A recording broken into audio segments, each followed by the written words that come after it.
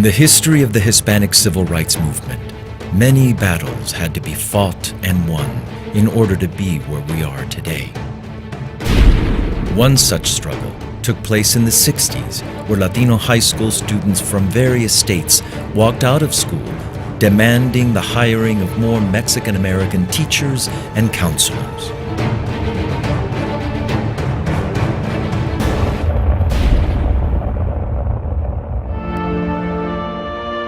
Out of those protests, a young teacher named Juan Andrade was hired to teach civics to a class made up of primarily Mexican-American students, many of whom were children of migrant farm workers who spoke little English. I originally set out to be a teacher because the people that had influenced me the most were teachers, and so I thought I would want to be one as well. And I got off to a good start the first day. But by the third day, I found myself arrested for speaking Spanish in my own classroom, which I discovered was against the law in the state of Texas. And I felt that the law was wrong. I wasn't wrong, the law was wrong, that would prohibit anybody from speaking in their own language to empower its own people by educating our youth, our children. And but we needed some way to empower ourselves, to change laws, to challenge the status quo.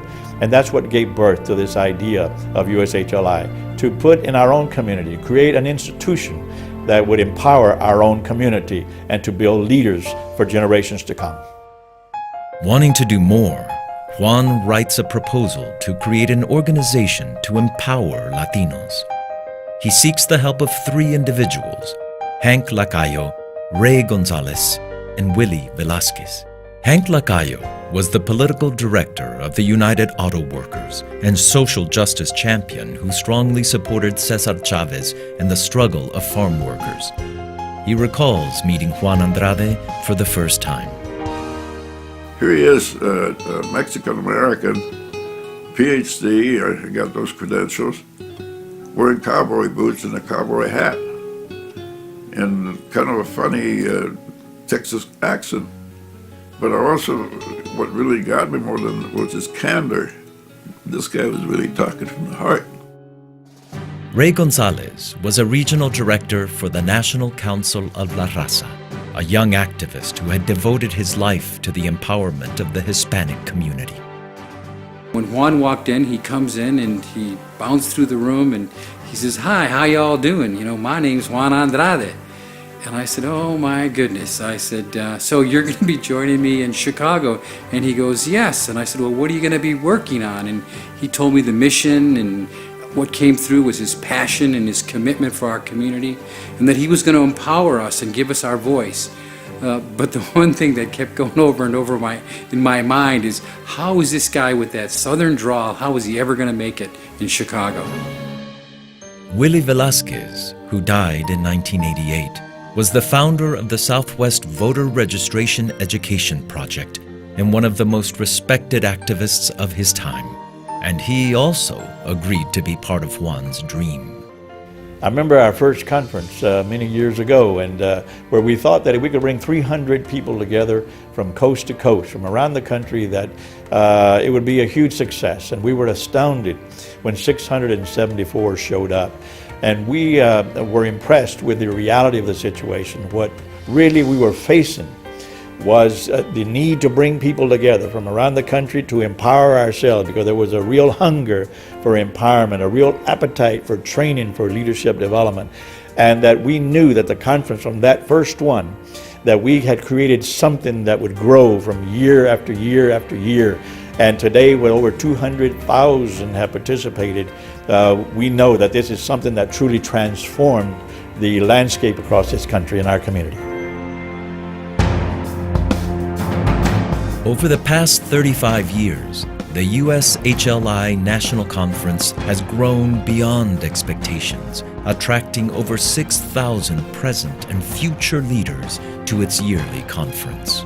And in those 35 years, the USHLI has registered over 2.3 million new voters, awarded $1.3 million in scholarships and internships to Latino students, provided leadership development programs to 1.1 million present and future leaders, trained over 45,000 community leaders and organizers, Thousands more have participated in candidate training and campaign management schools and in training programs for grassroots and collegiate leadership development. Trained and engaged over 400 community leaders and public officials in the process of redistricting, resulting in new boundaries and districts at all levels of government.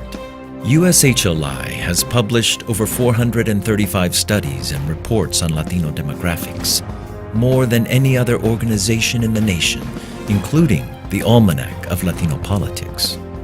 And this year, 150,000 students from 30 states are expected to participate in USHLI's Student Leadership Series.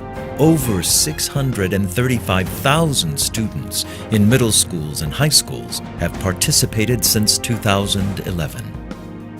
Throughout its 35-year history, USHLI has impacted many lives. One such story is of Congressman Luis Gutierrez, who was driving a cab after losing his race for Chicago Committeeman. I lost that campaign in March of 1984. I went back to driving a cab. I want to thank Juan. Thank Juan for making that call.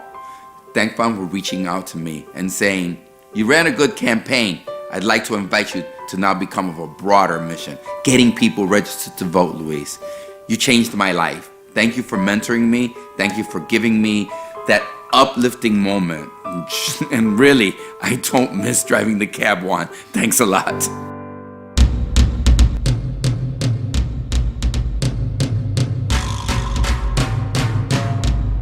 There are tens of thousands of USHLI success stories of students and young leaders who, by attending the conference, had their lives changed forever.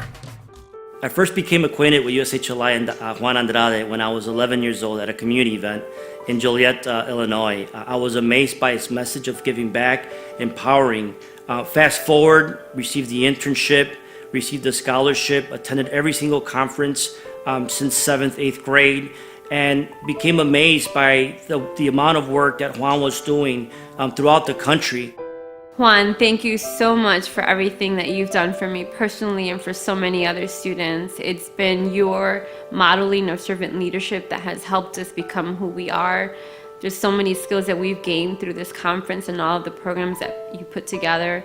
For me, I will always remember my freshman year in high school, I wanted to attend a program, and you paid for my full tuition to be able to participate. And just thank you for that and for so many other things that you've done. We're all here and have advanced, and we are where we are in our careers and our success, in big part because of everything you've done for us. So thank you so much. So I first got involved with the U.S. Hispanic Leadership Institute back when I was 13 or 14. I had a family member who was a veteran of World War II who made sure that I attended the U.S. Hispanic Leadership Conference as a young man. And seeing thousands of other Latino leaders really inspired me to do the work that I've done in my community over the last 20 years. Whether it be lead a nonprofit, whether it be running for public office, the U.S. Hispanic Leadership Institute has really made me the leader that I am today.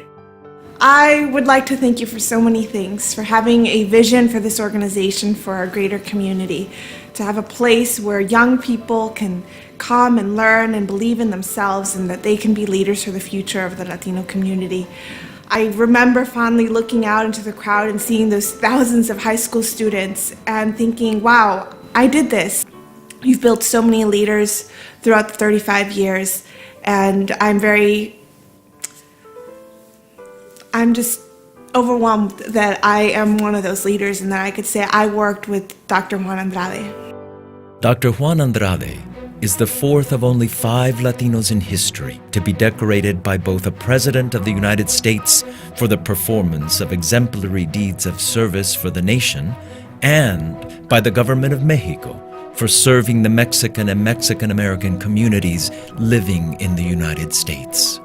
With 5 earned degrees, he is the most educated leader of a major organization in the nation. He has been recognized 4 times as one of the 100 most influential Hispanics in America by Hispanic Business Magazine. He has received the Medallion for Leadership from the Hispanic Heritage Foundation, which is regarded as the highest award presented to Hispanics by Hispanics. Juan was awarded the Medallion for Excellence by the Congressional Hispanic Caucus Institute. He was awarded the Eagle Award from the Latino Leaders Network, and he was honored by Univision in its series Un Orgullo Hispano. USHLI has been honored by the National Immigration Forum for its work in registering newly naturalized citizens to vote and was named National Organization of the Year in 2014 by Univision. It's almost impossible to imagine or believe that that much can happen on one person's watch. And yet, Juan Andrade has been the person who proves what one human being can do in a dedicated career. I, along with hundreds of thousands of people, appreciate what you have done. We know the sacrifices you have made, we know the personal toll it has taken, and we appreciate deeply the commitment that you've made over all of these years. Brother, there are few people in the country that I admire more or respect more than you. Juan Andrade, one of our very best. Best in the Latino community and one of the best Americans I know. Juan, I just wanted to take this opportunity to say thank you for all you've done on behalf of our community. I'd like to also thank your wife and children for the sacrifices they've made and for sharing you with all of us.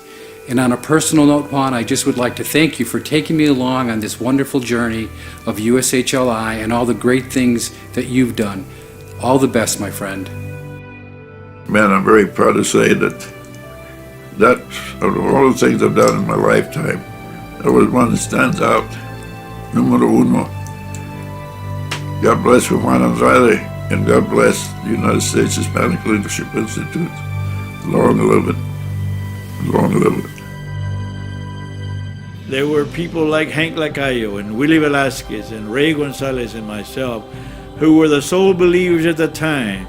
But then the circle grew, and it grew wider and brought in people like Dr. Antonia Novello, Dr. Antonia Pantoja, Rita DeMartino, Maria Portalatin, Dolores Huerta, who all as our sisters came together and joined together in building USHLI.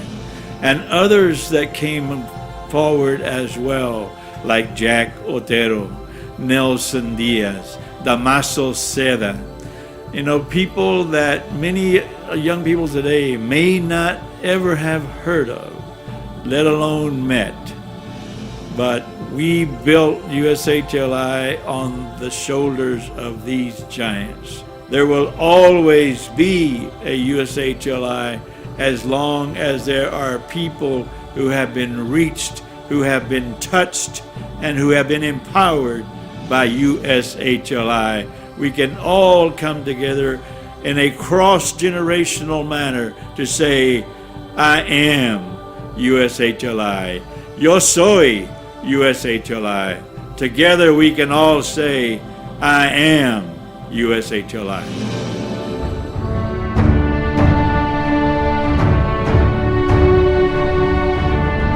On behalf of the Board of Directors and the staff of the United States Leadership Institute and the 35th Annual United States Hispanic Leadership Conference, we salute you, our future and present leaders, for making the USHLI what it is today.